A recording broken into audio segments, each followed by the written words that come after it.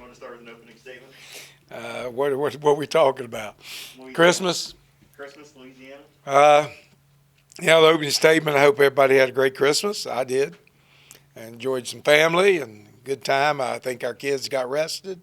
Went all over the place from California to Florida to D.C. to all of them going back home, getting a chance maybe to regroup a little bit, come back a little stronger, and turn some L's into W's, and have a great New Year. So, looking forward to opening game against Louisiana. Going to be one of the top teams in the Sun Belt. They very aggressive defensively and terrific three-point shooting team. So, looking forward to the competition. Hope everybody gets out. It's on the 30th, Saturday at 4 o'clock, and should be enjoyable. Good time to come out and support Marshall and these young men who give up their holidays to be out here playing. So hope you'll come out and enjoy the show. What does a break do like that for for the players? Well, I think for you media guys, you got rest and rust. Good thing about you guys, you're never wrong. You either go rest or rust. If we win, you'll say they're rested, and if we lose, you'll say they're rusty. And you knew all along. I don't. You can say they're rested. You might say they're rusted. So we'll have to see. Again, just when you get out there, it's just really about that moment and how you perform, and sometimes how the other team is. It's not always just about you. You're playing somebody that can have that night too, or not that night. So it should be fun. I think both teams are going to play hard, and it'll be an entertaining game. Is it good sometimes to step away from the game for a couple days and hit a reset before you hit a hard conference league? For the young men, probably so. I think they're at it every day. There's a mental aspect of tiredness too, just the focus part, not just the body, just getting your mind away from it a little bit. And I think that's important too. And you can have young men who too mentally involved think about all the time. I think you have to keep the game in perspective, and if you do, that you're more fresh and you play with more freedom and excitement and energy if you can maintain that level that it needs to be a part of your life and that you're not making it all of your life. You always hear stories of people saying, they're successful because it is every bit of their life. And I've always found that what they say is every bit of their life was maybe not quite as much as they say it is, that they do have times when they get away too. And I think that's important for everybody. So, you can be the Kobe Bryants of the world, that profess that you worked harder and more dedicated than everybody else. And whether you buy into that, that's fine. It makes good media, though. It makes a strong media presence. So, it just depends. It depends. There's a lot of guys that put a lot of effort and work into being good that don't rise to that level. So there's a little bit of both, give and take, and just keep it in perspective. Play as hard as you can and enjoy the ride that you're on, because you're very fortunate to play college basketball and very fortunate, really, to play any sport at a high level. So, I just keep it in perspective and enjoy the ride. If only the outcome is a source of joy, a successful outcome, that's tough. Charles Barkley didn't win a title, and he was one of the great players, never won a title. So it happens, and but if you listen to him interview, he enjoyed every second of it. So what's your rep? Do I now? What's your rep? Watching my two grandson twins run around my house for about 3 hours, and then you know what? Again, and I know it's kind of nerdy, but watching your daughter get her presents, and enjoying that, to me. And the same thing as coaching. That's what I get most out of coaching, is that watching kids progress and seeing them meet some of the goals that they had set for themselves, and being a part of that keeps you young, keeps life fun and interesting, and I've enjoyed my ride, so I've hoped I've helped a few along the way. We'll see.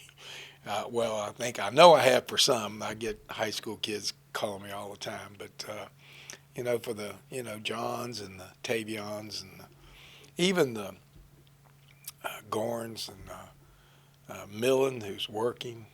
Those. If they enjoyed it being here, it was well worth my effort. So, and I think we have shown that one of the things that this program has done is that it is graduating young men from this program that enjoy being here and will give back.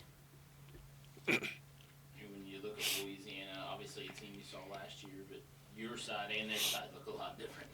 Well, yeah, it's totally different for them because they ran so much through one guy, and he went to Memphis and no longer playing, I don't think. And it's amazing how the portal works. Everybody points out the portal successes. I can show you a ton of failures again. So as I was talking before, you give me $100,000, I'll probably be 8 out of 10 right about bringing somebody in to help us. I'll miss 2, as everybody does. If you give me $5,000, I'll probably be wrong 8 out of 10 times. So it's tougher for the mid majors at our level. That money is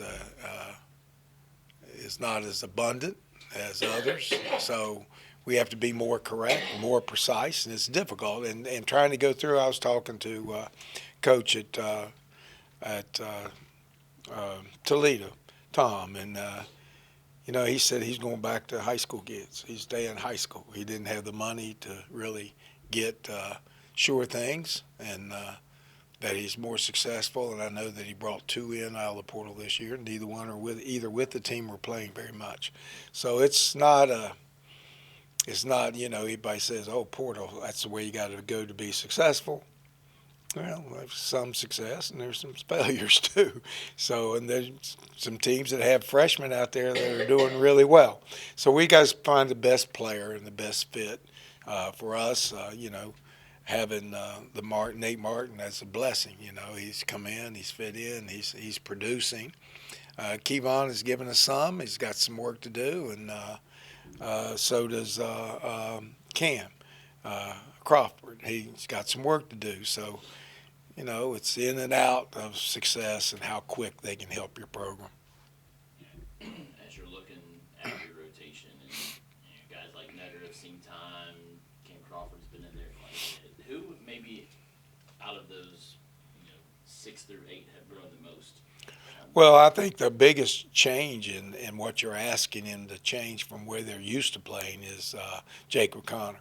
And he went from partial used offensive guy.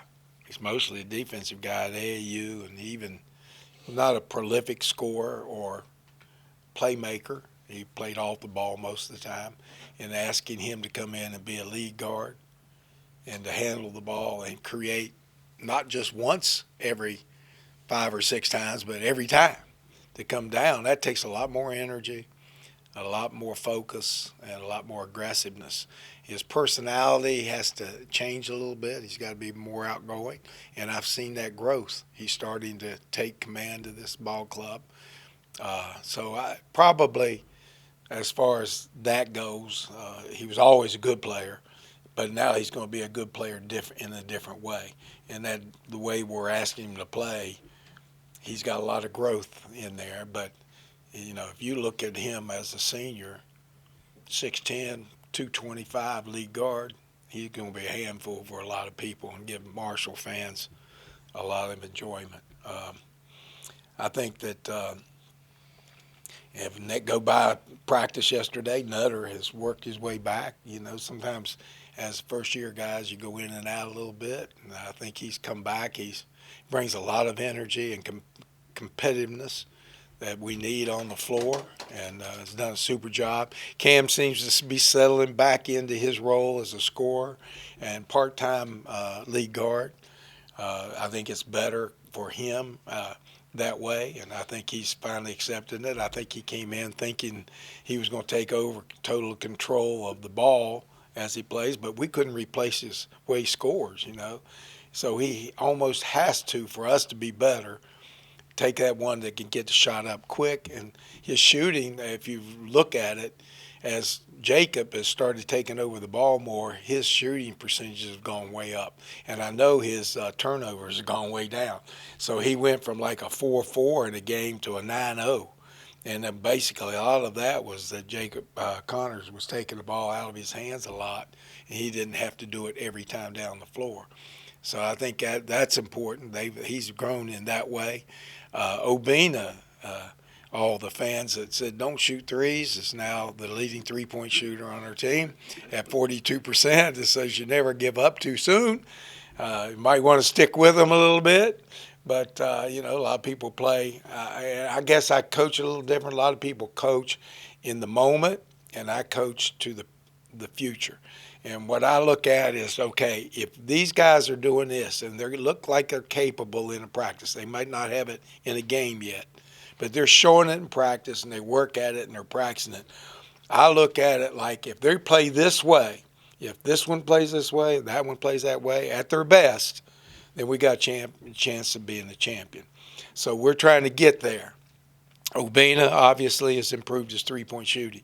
He's also putting it on the floor, which he never did in high school, and making plays off the bounce to where we can isolate him a little bit. That's a growth, too, that he hadn't shown before. So those guys that I've mentioned so far have done, I think, the greatest amount. And I don't want to leave out Wyatt Fricks, who seems in the last week or so, 2 weeks, to start getting control of his game, reining it in a little bit, not making the spurts of whatever it was, bursts of energy that might not be what you want at the moment. But slowing the game down a little bit, being a little bit more patient, and finding his stride. I think I've seen that in practice. You see it in practice first, and then you start seeing it in the game. And I think this last game we started seeing what he had shown earlier in practice that he was getting to. So if we see them expand their games to what they're potentially able to do, then we're going to have a team that at the end of this conference that's right before play, either winning the conference or competing for it or competing for the championship in the tournament.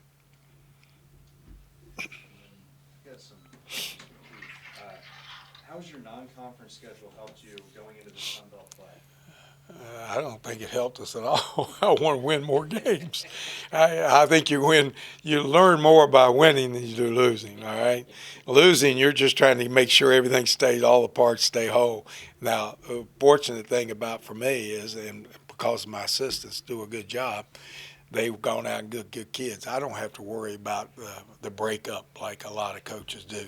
Our kids are going to play for Marshall, and they're going to play hard, and we bring in those type of kids. So our locker room and bench has been superb since I've been here, and that's a thanks to assistant coaches who go out and, you know, I always told them, I said, you can miss on talent 2 or 3, 4 times, but if you miss on character too often, I will fire you. So, you know, they watch that closely, and they've done a great job about bringing the right type of young men in here. So I don't worry so much about what the season did. We endured. We probably shouldn't have played the Kentucky game. You can't land, get in a bus, and then go play a team that's hot like they were. We played almost – our rest of our schedule was done prior to Andy and Micah leaving. And it's more of a mature team schedule than a developing team. And I know everybody says, well, you got to play the best, all the team, be the best. And yeah, well, you know what? If you talk to coaches, 99% of them are going to tell you that outside of talent and coaching, that your schedule is the most important thing you do. You better schedule right and know that you can't go to battle every night. You can't. Especially a team that's trying to develop. You don't gain the confidence and the flow that you would if you can have some games that you can be a little superior to, so that you can get that flow going and get it going and then meet your challenge. And this year we kind of opened up okay, first game, but then we went on the road for the rest of the month, and that's probably not good with a young team. And but again, we scheduled before we knew we were going to be that young or that new to what we were doing. Maybe expanding on talking about scheduling, does the league look pretty balanced in terms of talent to you? I think, well, I think, no, we have a high side. You know, as much as they talk about football, there was no football team beat number 4 team in the country. There was no football team that beat top 25 team in the country at their homes, away from home. So our front end is loaded, but from what I see in film and watching all of them, there are 5 or 6 teams that on a good night will beat those teams. So it's a good league. They got good coaches and talented players. Now, I think of all the teams, and I could be wrong because I haven't checked my facts, but just looking at it, we were probably the most pilfered league as far as taking people out and putting them at another level as there was in the country. So that means everybody's retooling. And when you're retooling outside of probably Appalachian State, when you're retooling like that, it takes a while to develop. A 5-4 Louisiana team is much better than a 5-4. We're much better than a 5-8 team. We're much better than that. But when you're retooling, it takes you a while to get everybody back into familiar roles and they feel comfortable with each other to where the W's turn out. And that's where scheduling becomes important because you need those games that you get a W with a few mistakes and not losing and you can't make any mistakes against a team like came in here, UNCW, who beat Kentucky at Kentucky. So it is what it is, and you just do the best you can. And knowing, I think our fans are knowledgeable enough to know they can see good basketball. And you're getting to see good basketball every time we play here or get on the road. And then finally, you had several close losses in non-conference play. How do you turn those into W's? Play better. I appreciate the question. I'm not trying to make small of the question, but really it just comes down to play better. We got to make shots. Our shooting has not been where it should be. And a lot of that is getting people back into familiar roles where they're comfortable and the rhythm's there. Shooting is rhythm. So if you're just learning a position and you're not knowing when you're going to get a shot exactly, it's not just coming out of a flow, shooting percentages go downhill. I think that's what happened to Cam. Cam was trying to take over the lead guard position, and he's used to being off guard kind of play, where he catches off penetration, catches and shoots, or comes off a pin down and shoots, not the one leading the pick and roll, trying to look for passes, and then all of a sudden look up and say, oh, I got a shot and let it go. Well, guess what? That's a different ball game than what you're used to. And I think you got to shoot off and dribble. You got to finish at the rim when you're 6 foot. Maybe not the best athlete on the team. It's a whole different ball game, and I think his shooting reflected it. Jacob Connor started out slow. Now he's starting to shoot better because he's getting used to handling the ball and doing things, and he's capable of doing that. And the thing about Jacob, he's 6'10", so he doesn't have to go as fast. So now his shots will come quicker because he's not in a rush. He doesn't have to hurry. 6'10", I told him, I said, you don't have to hurry anything. Don't try to quick a 6'3" guy. Just get your angle and walk into it. You got to play almost like a kid down in Dallas. Not Yannick. Is it Yannick? Luka. It's like Luka. You just got to ease into it. You're big. You're going to go down in there, ease into it, just take that little quick move, shoot it, and let go. You can ease into a position, whereas people like myself or Cam or smaller guards, you got to go down there fast and get it done. He doesn't have to do that. And that's why he's changing his game. He's learning how to do it. Obina, again, has never shot outside. These are all rhythm shooters, and that's one of the things we have to improve. You asked how we get better. We got to shoot better.